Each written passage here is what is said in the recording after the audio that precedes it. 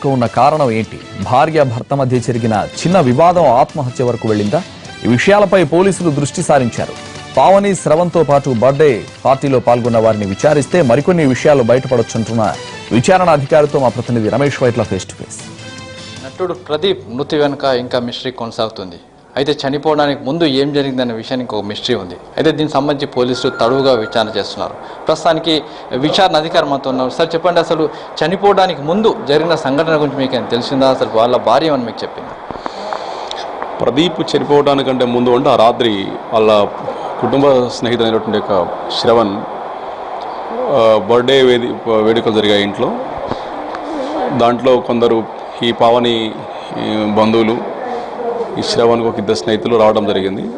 తర్వాత వాళ్ళందరూ ఒక రాత్రి ఈ పార్టీ అయినకి వెళ్ళిపోవడం జరిగింది. ఆ ఇంట్లో శ్రవణ్, పావని, ప్రదీప్ ముగ్గురు మాత్రమే ఉన్నారు. ఆ ముగ్గురు ఉన్న తర్వాత ప్రదీప్ తను ఆ భోజనం చేసి సిగరెట్ తాగొస్తాను కింద పోవడం జరిగింది. అతను ఒక 45 మినిట్స్ ఏమో కింద ఉండి స్పెండ్ చేసి పైకి రావడంతో వైఫ్ అండ్ హస్బెండ్ మధ్యన కొంచెం మాట యుద్ధం జరిగింది. దాంతో అతను అక్కడ దాన్ని మన వాష్ బేసిన్ మీరని పగలగొట్టేసి బెడ్రూమ్లోకి వెళ్ళి పడుకునే ముందు భార్యకు నన్ను ఎర్లీ మార్నింగ్ లేపండి, నాకు షూటింగ్ చెప్పేసి పడుకోవడం జరిగింది. సో భార్య ఉదయం పూట లేపడం కోసం ప్రయత్నం చేసినప్పుడు అతను తలుపు తీయలేదు, లేవలేదు. తను కాల్ కూడా చేసి ట్రై చేసింది ఆ లేడీ. తర్వాత వాళ్ళు శ్రవణామ కలిసి ఫోర్స్ఫుల్గా రూమ్ ఓపెన్ చేయడం, అతన్ని ఊరేసుకొని గమనించడం జరిగింది. వెంటనే 108కి ఫోన్ చేశారు. అతను దింపి 108కి ఫోన్ చేశారు. 108 వాళ్ళకి డిక్లేర్ జరిగింది. అంటే శ్రావణ్ పావని బయట ఉన్నారు, అతనే బెడ్రూమ్లో ఉండడం జరిగింది. ఎందుకంటే బయట ఎందుకు ఉండడం జరిగింది? బయట కదండి, వాళ్ళు చెప్పింది హాల్లో అందరూ కూర్చుని సోఫాలో కూర్చొని మాట్లాడుతున్నారు. ఆల్రెడీ అప్పటికే 2:30 పైగా అయినట్టుంది ఆల్మోస్ట్ వాళ్ళు పడుకో వరకు, ఈ మన ప్రదీప్ పడుకునే వరకే. సో అతను మార్నింగ్ లేపాలి కాబట్టి మేము ఎవరు పడుకోలేదని మాట్లాడుతున్నాము. కొంచెం లాస్ట్ ఏదో కొద్దిసేపు నిద్రపోయిన ఉంటున్నాం. నేను అలారం పెట్టుకొని లేచి 5:30కి అతను లేపడం జరిగింది చెప్పింది హాల్లో సోఫాలో. శ్రావణ్ ఎంతకాలం ఇక్కడ ఉంటున్నాడు, వీళ్ళ పరిచయం ఏంటి, అసలు ఏంటిదో?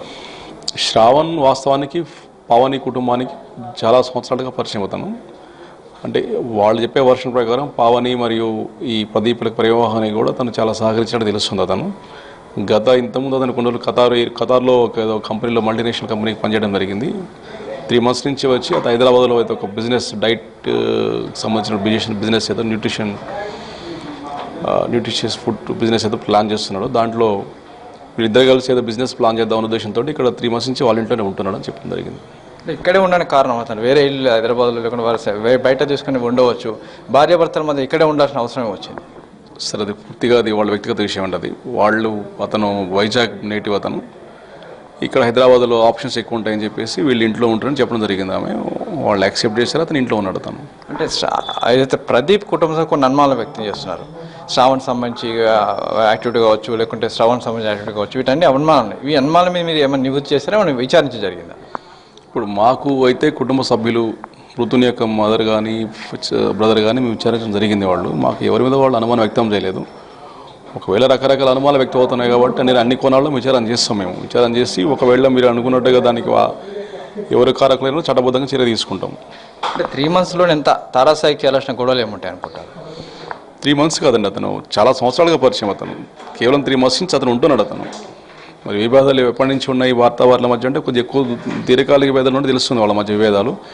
ఇవాళ సడన్గా వచ్చిన విభేదాలు కావు, ఇవి ముందు నుంచి కూడా విభేదాలు ఉన్నాయి. మరి ఎగ్జాక్ట్ రీజన్స్ ఏందో తెలియదు యాక్చువల్లీ. అది నాకు తెలిసి శ్రవణ్ అనే వ్యక్తి కథ నుంచి రాకముందు నుంచి కూడా వాళ్ళ మధ్య విభేదాలు ఉన్నాయని తెలుసు చెప్తుంది పావని.